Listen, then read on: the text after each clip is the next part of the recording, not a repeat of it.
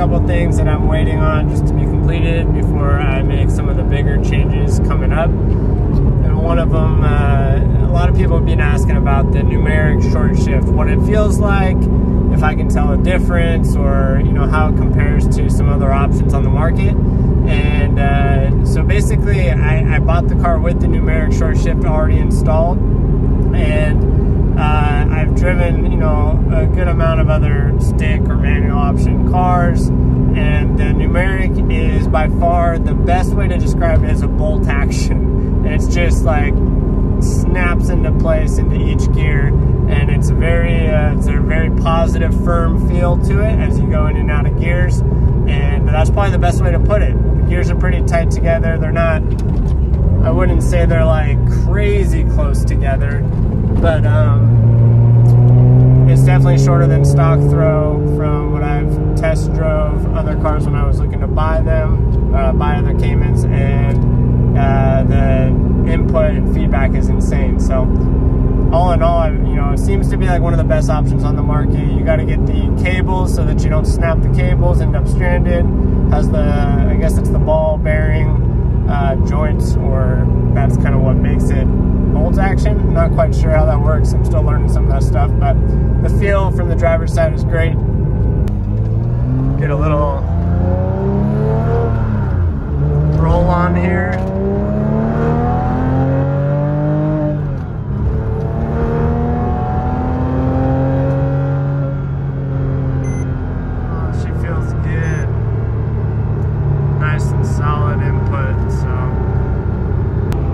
You guys know that I have the numeric short shift, and now I've got the racing weighted shift knob on here. The only thing I may adjust, I may play with the height of it. I think it might actually feel better if I lower the knob a little bit into onto the shift shaft and try it that way. It's just a little tall in regards to how heavy the throw is, so I think it'll probably feel better for me if I brought it down maybe about to here or so, and see what that throw feels like. See if this even works. It's probably gonna fall down, but so yeah, driving these things is just so much fun. I want to talk a little bit about the driving experience with the Porsche. Everyone correct me, it's Porsche. I like saying Porsche, but Porsche is the way it's supposed to be pronounced apparently. So driving a Porsche is unlike any other car that I've driven, and mostly just because the experience is so genuine and it feels like just authentic to driving. And I know, I mean, it just sounds so crisp. But yeah, driving a driver's car, right? Everyone says that, driver's car. Oh, it's such a driver's car. The Miata, E36, E30, Porsches, all these cars, right? And a lot of them are driver's cars to a lot of extents. And I would assume and agree that the Porsche is probably the most pure form of a driver's car in a lot of ways in comparison to the other cars of the same year range or the era. So this is a 2006. I think that for, oh, there we go. We made it like a minute in. We'll see how long this one lasts. Yeah, I'd say the Porsche is the most authentic raw driver's car, because when you drive the Porsche, you feel everything. And in the 2006 Cayman S especially, you feel the clutch, you feel the brakes, everything feels raw and organic, and, you know, and you feel that stuff in other cars too. It just feels different in this car for some reason. And the steering, right? You got hydraulic steering rack instead of an electronic or something else where it's more detached feeling, right? There's a lot of complaints around newer cars where the transmission feels almost too synthetic, or the experience driving the car feels too synthetic. And I'd say that's really common for a lot of cars, and that's where a lot of people, a lot of companies or types of cars lost some of their following or some of their, I guess, character or heritage. And I think that this car, the 2006, the 9871, you know, I haven't driven a ton of other Porsches at all. Actually, this is one of very few different Porsches I've driven. So this one in particular is just so authentic to driving. It's, you know, it's comfortable, it cruises, it handles like a dream in stock form, let alone when you put some coilovers on it. And the sound is just, in my opinion, is the best sounding type of engine I've been exposed to so far.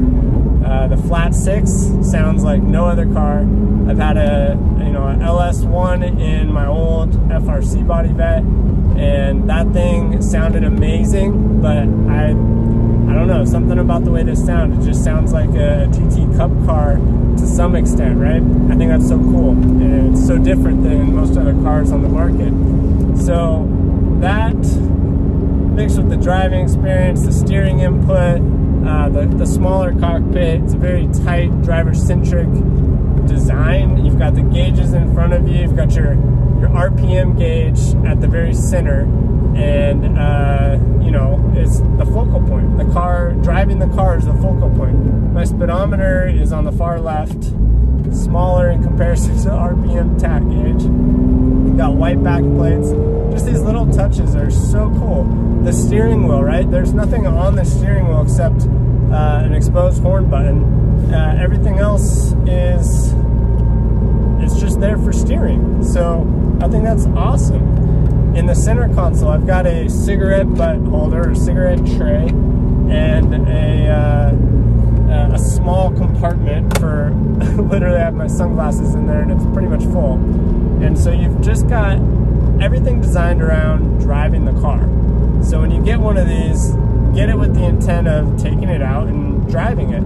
And you know, during the week I actually end up going pretty often, you know, instead of maybe going for a dirt bike ride or going mountain biking, I'll end up just going for a drive, because the experience is in a lot of ways just as fulfilling as doing some of those other extreme sports, right?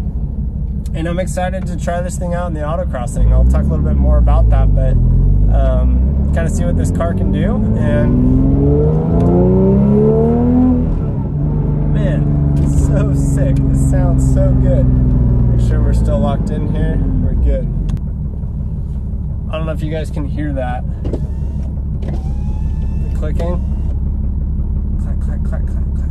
That is the light and flywheel. So a lot of people probably look at me funny when I'm driving because they can hear something that sounds like it's falling off of a washing machine or falling out of a washing machine or something, but it's actually a light and flywheel weight, or lightweight flywheel making that noise, and I guess it's totally normal. When I first got the car, I was like, that sounds like it needs replaced, but apparently it doesn't. The car still idles smoothly, it doesn't shake around or anything, and yeah, listen to this.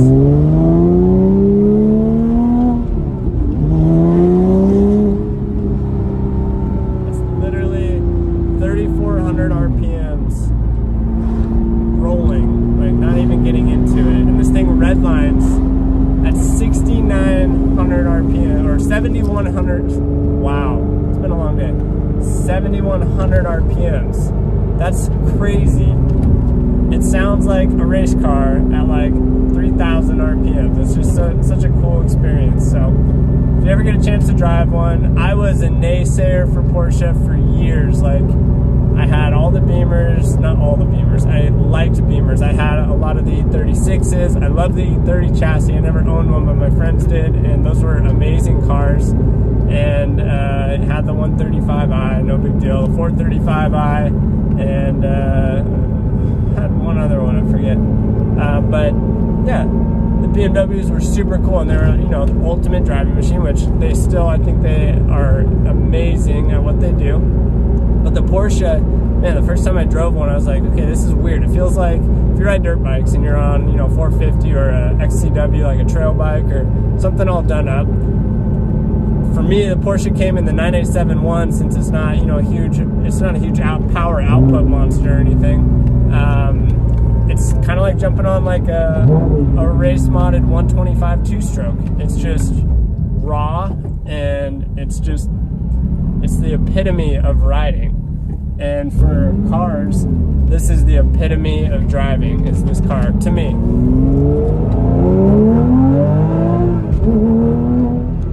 Alright, so able to see on the camera, that is what the numeric short shift kit feels like. It's like a shotgun. It just pops into gear. So that's one of the reasons it's probably one of the most popular short shift options out there. It's beautiful out here, getting to cruise through some of the back roads, about, I don't know, 5-10 minutes from my house. Super fun.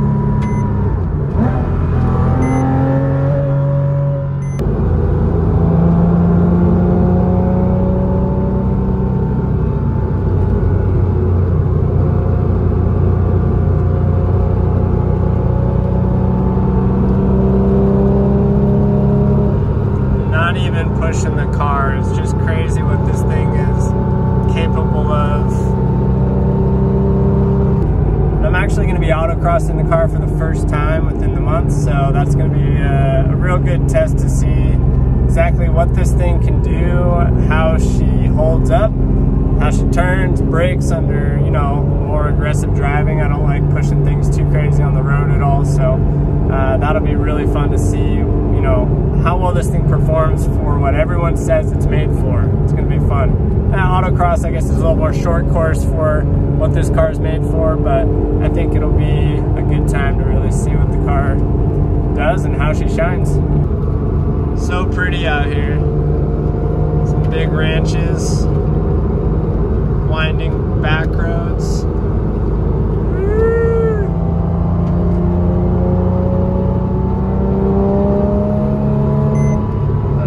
Sounds so good and crisp. That is my rear spoiler wing notification there, so don't worry about that. Alright, gonna do just another overview video real quick. A couple people have been asking a few questions, touched on the numeric short shift already, and so one of the things that's coming up here pretty quick is gonna be some dive planes up on the front. Basically, they just come up and help keep some downforce on the front of the car, since these cars are known that when they have a rear wing, they end up lightening and taking load off the front of the car. Yeah, that'll help keep some downforce on the front end, keep the car planted, and that way we don't have to worry about it being real light in the front, balance out the rear. We've got the ducktail on the right now, which is probably creating some downforce. I can feel it a little bit going through the roads, but I don't have much to compare it to, so kind of hard to tell what it was like before that, since I haven't driven enough of the same roads at the same speeds and the same conditions. But yeah, I don't know, we'll see how it goes. A lot of people ask about the tires that I'm running. 275 4018s in the rear, Yokohama AO 52s, and then 245 40 18 in the fronts. As you guys have already seen, we got the weighted racing shift knob, stock steering wheel still. I want to change this up to probably a Momo with a hub. My main goal, like I've mentioned all along, is to really set this car up for autocross and hopefully a track day, but just want to kind of vet things out through autocrossing. I did make an order recently for the interior, so we'll have to stay tuned, see what we end up looking like in here and how it feels, given I am what, 28 30-inch waist and about 5'10", 5'11" in height. We'll see how this goes. And just again, huge shout out to Joe Toth. Man, we've got the front splitter for the Cayman.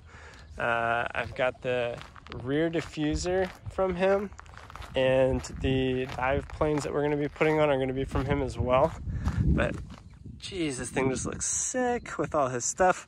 So I'm pretty stoked to see what the dive planes do to the front end. And then, you know, I've got some stuff from Getty coming in as well, so we'll kind of see how that all pans out. So yeah, that's kind of the plan. We're going to stick with the plan, going for the autocross setup.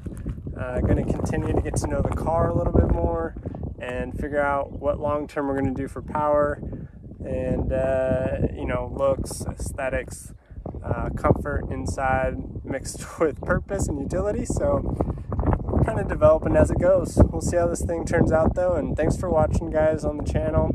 Like I said, I have some updates coming soon, but just waiting on some things to be finished up for parts. And once I get those, I'll make some more videos. So let me know what you think. If you guys love the car, hate the car, since I know some of you guys just cannot keep your opinions to yourself, good or bad, totally fine. All things are welcome on the channel. So thank you for watching. Subscribe, like, comment, share, and let me know what you guys are driving. See ya.